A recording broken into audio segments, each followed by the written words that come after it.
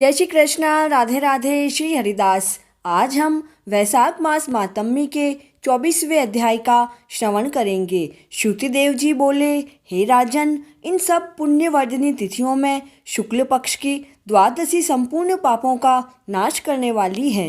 वैशाख मास में शुक्ल पक्ष के दिन बछड़े सहित गोदान करना, ब्राह्मण भोजन करवाना, दान करना दुर्भिक्ष के समय प्रतिदिन करोड़ों मनुष्यों को भोजन कराने के बराबर होता है। इस दिन एक चुटकी अन्न देना भी कोटि ब्राह्मणों को भोजन कराने के समान होता है। भगवान विष्णु का दूध व तुलसी पत्र से अभिषेक कराने से अश्वमेघ व राजसूय यज्ञ के समान फल मिलता है। शालिग्राम शिला का दान करने से संपूर्ण पापों से छूटता है। यम, पितृगण, देवता और विष्णु भगवान के निमित्त दक्षिणा सहित जल का घड़ा, दही और अन्न का दान करना प्रयागराज में प्रतिदिन करोड़ों मनुष्यों को 1 वर्ष तक षट रस युक्त सुंदर भोजन कराने के बराबर होता है।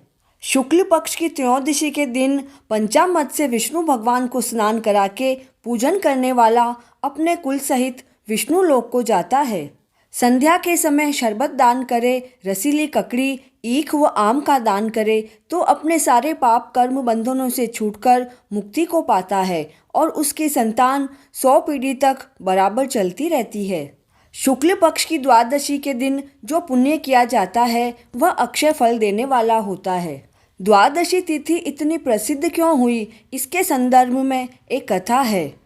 प्राचीन काल में कश्मीर देश में एक देवदत्ता नाम का ब्राह्मण हुआ था। उसकी मालती नामक पाप रूपी पुत्री सत्यशील नाम के बड़े विद्वान ब्राह्मण के साथ ब्याही गई। उसका पति उसे अपने यवन देश को ले गया, किंतु वह कभी भी अपने पति को प्रिय न हुई। वह उससे सदा द्वेष रखती थी। वह अपने पति पर क्रोध करके उसे वशीभूत करने की इच्छा से पतित स्त्रियों के द्वारा बताए अनुसार अपने पति को दास के समान वश में करने के लिए वशीकरण औषधि लेने के लिए एक योगिनी के मंदिर में जाकर योगिनी को प्रसन्न करने लगी, जिससे प्रसन्न होकर उस योगिनी ने उसे एक वशीकरण चूर्ण देकर कहा कि इस चूर्ण को अपने पति को देकर उसकी ग्रीवा की रक्षा करना, तो तेरा पति तेरे वश में होकर किसी के पास भी नहीं जाएगा।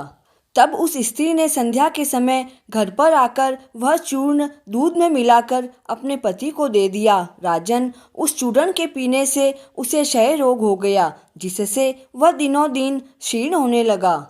पति की ऐसी दशा देखकर वह दुष्टा इच्छापूर्वक विचरने लगी। उसका पति घाव की पीड़ा से व्याकुल हो त्राहि त्राहि पुकारने लगा और बोला, हे शोभने, मैं तेरा दास हूँ, तेरी शरण में हूँ, तू मेरी रक्षा कर, मैं पर स्त्री की इच्छा नहीं रखता हूँ।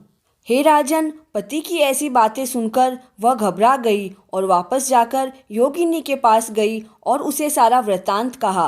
तब उसने पहली औषधि का शांत करने के निमित्त उसे दूसरी औषधि दी, जिसका सेवन करते ही उसके पति का दाह शांत हो गया और वह स्वस्थ हो गया। अंत में वह देह त्याग कर नरक भोगने लगी। 15 सहस्त्र वर्षों तक ताम्रभांड नामक नरक में परेशान होने के बाद वह 100 जन्मों तक बार बार कुत्ते की योनि में पड़कर घर घर घूमती रही। फिर 100 बीज देश में पद्मबंधु नामक ब्राह्मण के घर कुतिया बनी। उस कुतिया की होने पर भी उसका पूरा शरीर छिन्न भिन्न था। देवयोग से जब उसका कर्म फल पूरा हो गया तो वैशाख मास की मेष की संक्रांति में शुक्ल पक्ष की एकादशी के दिन पद्मबंधु का पुत्र नदी में स्नान कर पवित्र हो गीले वस्त्रों से घर आया। वहाँ तुलसी स्तंभ के पास आकर उसने अपने चरण धोए। उसी स्तंभ के नीचे वह कुतिया भी सो रही थी। सूर्योदय के पहले वह कुतिया उस चरणों के धोए हुए जल में लौट गई, जिससे उसके शरीर के अशुभ कर्म तत्काल नष्ट हो गए और पूर्व जन्म की याद हो आई। तब वह अपने पूर्व जन्म में किए हुए कर्मों को सोचकर ताप से व्याकुल होकर त्राहि त्राहि करने लगी।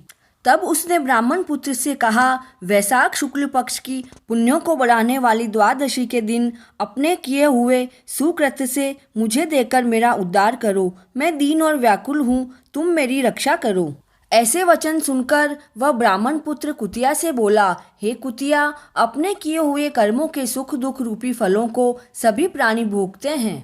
ब्राह्मण पुत्र के ऐसे वचन सुनकर वह कुतिया अत्यंत दुखी होकर चित्कार करने लगी। उसी समय पद्मबंधु ब्राह्मण वहां आया। उसने कहा, गृहस्थी महात्माओं के घर जो पड़े रहते हैं उनका उद्धार करना उनका आवश्यक कर्तव्य है। दुखी कुतिया के ऐसे वाक्य सुनकर पद्मबंधु शीघ्र ही बाहर आए और कुतिया से पूछने लगे, क्या बात है। तब मुनि पुत्र ने सब कथा वर्णन करी। यह सुनकर पद्मबंधु बोला, हे पुत्र, साधुओं को ऐसे वाक्य कहना अनुचित है। हे पुत्र, दधीची ने देवताओं के उपकार के लिए दैत्यों को महाबली जानकर अपनी हड्डियां भी निकाल कर दे दी थी। राजा शिवी ने कबूतर के बदले अपना मांस काट कर दे दिया और जीमूतवाहन नामक राजा ने भी महात्मा गरुड़ के लिए अपना जीवन दे दिया। विद्वान ब्राह्मण तो सदैव दया ही करते हैं। इस प्रकार पुत्र को समझाकर स्वयं पद्मबंधु ने कुतिया से कहा, हे कुतिया, मैं तेरे निमित्त द्वादशी के दिन किया हुआ पुण्य देता हूँ। तू अपने सभी पापों से छूटकर विष्णु लोक को जा। पद्मबंधु के इतना कहते ही हे राजन, वह कुतिया अपने जीर्ण शरीर को त्याग कर दिव्य आभूषण पहन 100 सूर्यों के समान दिशाओं में प्रकाश करती हुई चली गई। नर नारायण भगवान के अनुग्रह से वैशाख शुक्ला द्वादशी के प्रभाव से उर्वशी नामक श्रेष्ठ अंगों वाली देवताओं की प्रिय अप्सरा बनी।